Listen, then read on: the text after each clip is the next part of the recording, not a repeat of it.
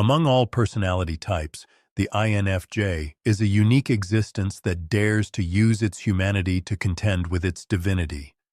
Yet, behind this courage, their own energy is squeezed into fragments by that very divinity, giving birth to four personality energies that both repel and pull at one another. If you, too, often find yourself wavering between love and escape, follow me as we step into that coffin that seemingly contains a god, beginning the journey of INFJ personality integration to dissolve that unspeakable divine loneliness. What makes a child learn to live behind a mask so early? The answer is the fear born from being repeatedly bombarded by emotional landmines. One moment there are whispers, the next a thunderous rage. This chaotic environment forces the INFJ to prematurely give birth to their first persona, the hero.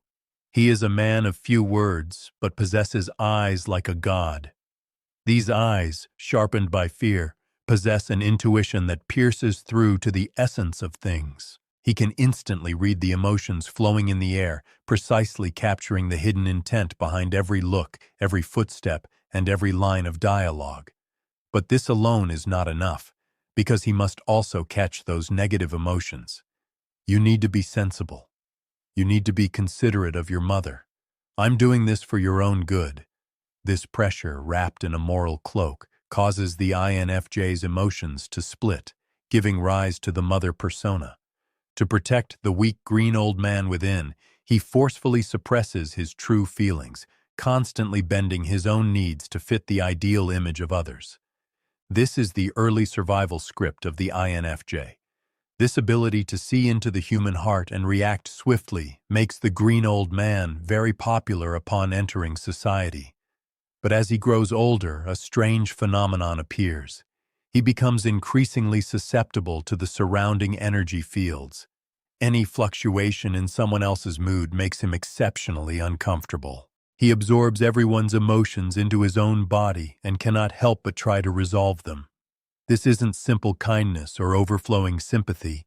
It is because the hero in the green old man's heart seeks a sense of existence and self-identity by understanding and accepting others, desperately trying to repair the self that was never allowed to express its true nature. Thus, the mother persona takes the stage again. He is always gritting his teeth through exhaustion, listening to the breakdowns and complaints of others over and over. Even when misunderstood, exploited, or hurt, he uses the understanding that it isn't easy for the other person either to quench the fire of his own anger. However, despite the green old man giving so much, that tenderness and comfort are taken for granted, and no one ever gives him equal care. No one ever wonders if he needs to be taken care of too. This long-term, unequal giving finally exhausts the mother's energy and causes the INFJ to gradually lose patience with humanity. At this point, the most destructive persona, the eternal girl, appears. She is rational and restrained, beginning to liquidate every relationship that has hurt the mother. Though the surface remains gentle, the heart begins to judge everything around it with cold logic. This is the most dangerous watershed in INFJ personality growth. If the relationship with those around them is not handled well, they will be repeatedly trapped in the binary opposition between sensibility and rationality. It begins with fire and passion, but when the emotions are drained, the relationship is severed instantly, leading to a disappointing end. But what the green old man doesn't know is that this unequal relationship is actually a perceptual mismatch caused by the hero's all-seeing eyes, because the emotional insight of both parties is simply not on the same level. You can always read the other person a step ahead, seeing through their emotions and needs at a glance, so in a relationship, you invisibly take on the role of the doctor first. Think about it. Would a patient ever feel that the doctor needs their own treatment? Those eyes are both your blessing and your curse. An overly powerful insight will unconsciously blur your emotional boundaries, causing you to see and bear too much pain that does not belong to you, ultimately leading to internal imbalance. Next, I will teach you how to use the logic of the eternal girl to cleverly integrate the hero, setting an emotional access boundary for yourself in advance. Whenever the hero uncontrollably takes in someone else's pain, making you want to solve their troubles, immediately recite this mantra in your heart. No request, no obligation. For example, what should I do? Can you help me analyze this? That is a request. But I feel so terrible. This is so annoying.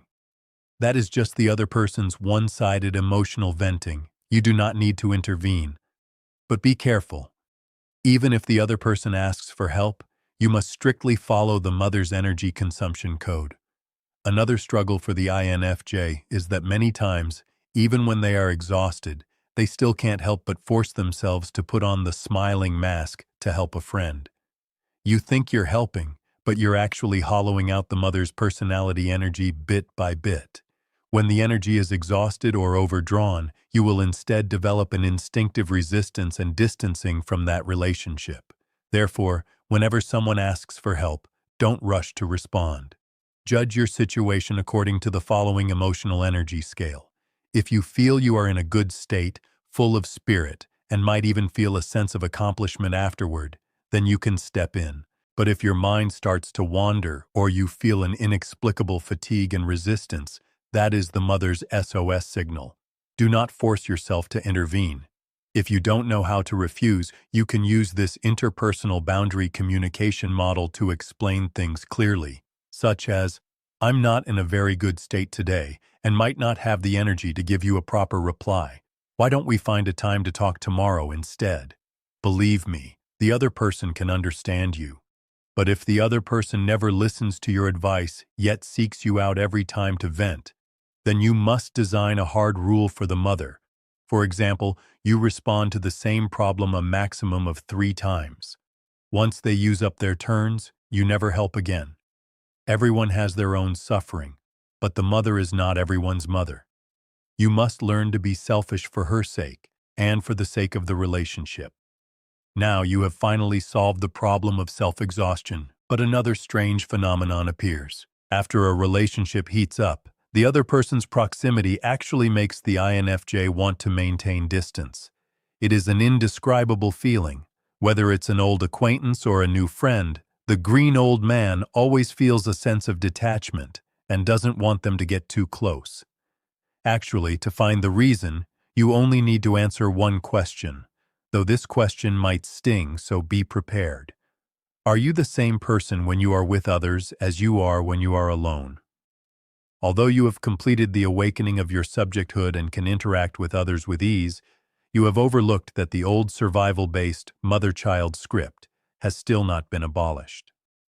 For example, when a stranger appears and wants to be friends, before you can even react, the vigilant hero within you will be the first to scan their every word and action, trying to judge what kind of person they are and scripting a persona that won't be hated or that the other person will like.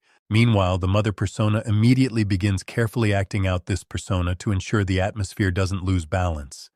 How to smile, how to talk, where to put your hands, even the speed of your speech is precisely calculated, just like when you were a child. So, in reality, you enter almost every relationship under the influence of the hero and the mother, wearing a mask and carrying the shadow of home, including intimate relationships. And the closer the other person gets, the more likely they are to see through the mask, carefully designed by the mother, and see a completely different you.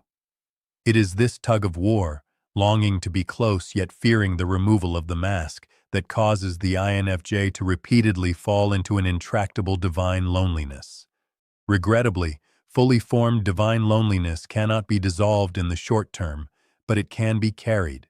This is because there is one last persona sleeping within you, your Animus. His sole purpose is to teach you how to descend to the human world for an affair, just like the god Zeus. Divine loneliness is never an emotion. It is an existential structural mismatch. For example, when looking at a painting together, an ordinary person might say, "Wow, the waves are so beautiful under the moonlight. They look so real." But the green old man might say, Don't you think this painting gives off a deep sense of powerlessness, like an irresistible, lonely destiny? At that moment, the mismatch has already occurred. The friend sees the color and texture, the real physical world that everyone can see and touch. Therefore, between normal people, simply talking about the scenery, the taste of food, and other real concrete things can easily build a link of, I am with you. But the INFJ, with their God's eye, sees the sense of destiny, the world of meaning, and that meaning is almost impossible for anyone else to understand. Furthermore, the green old man has zero interest in the concrete yet meaningless things of the real world. This existential mismatch is the essence of divine loneliness. Therefore, the purpose of the Animus is to let you learn to occasionally return to reality from the heights of meaning to catch your breath while still retaining your divinity. To awaken him, you only need to do two things. First, take 1 minute to do a 3+5 exercise. Take off your headphones, pick up any object near you, and touch it carefully with your hands, feeling its texture and temperature. Smell its scent. Then, listen closely to 5 sounds around you, feeling the way it exists in this environment. It doesn't need your understanding, nor will it understand you in return.